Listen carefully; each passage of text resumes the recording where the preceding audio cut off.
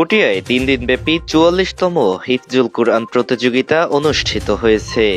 আল জামিয়া আল ইসলামিয়া পটিয়া কর্তৃক পরিচালিত বাংলাদেশ তাহফিজুল কুরআন সংস্থার উদ্যোগে আয়োজিত হিফজুল কুরআন প্রতিযোগিতা অনুষ্ঠিত হয়। ৫৯৩ প্রতিষ্ঠানের ১১০২ জন প্রতিযোগী নিয়ে একযোগে ৪টি হলে ১৬ জন বিজ্ঞ বিচারকের দক্ষ পরিচালনায় গত ২৫ ডিসেম্বর বুধবার সকাল থেকে শুরু হওয়া কুরআন প্রতিযোগিতাটি আল জামিয়া আল ইসলামিয়ার শিক্ষা ভবনের ৩য় তলায় অডিটোরিয়ামে ভরপুর উপস্থিতিতে গত ২৭ ডিসেম্বর শুক্রবার বাদ এশা থেকে ১১টা পর্যন্ত বিজয়ীদের মাঝে পুরস্কার প্রদানের মাধ্যমে শেষ হয়। কুরআনুল কারিমের ৩০ পারা গ্রুপে ৫২৫ জন এবং ১৫ পারা গ্রুপে ৫৭৭ জনের মধ্যে প্রথম ১০ জন করে মোট ২০ জন প্রতিযোগীকে নিয়ে বিশেষ প্রতিযোগিতার আয়োজন করা হয়। সাধারণ ও বিশেষ প্রতিযোগিতায় অংশ নেয়া ৩২১ জন প্রতিযোগীকে সর্বমোট ১১,৬৯,৩০০ টাকা পুরস্কার প্রদান করা হয়।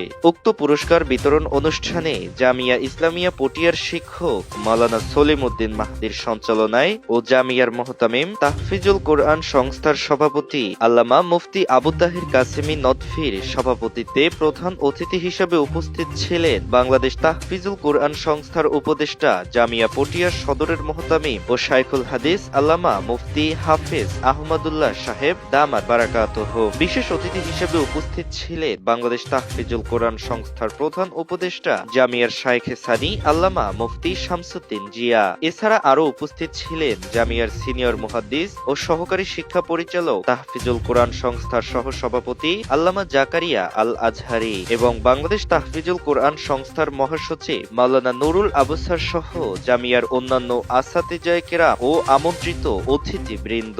ডেস্ক রিপোর্ট, বিসর্গ বাংলা টিভি।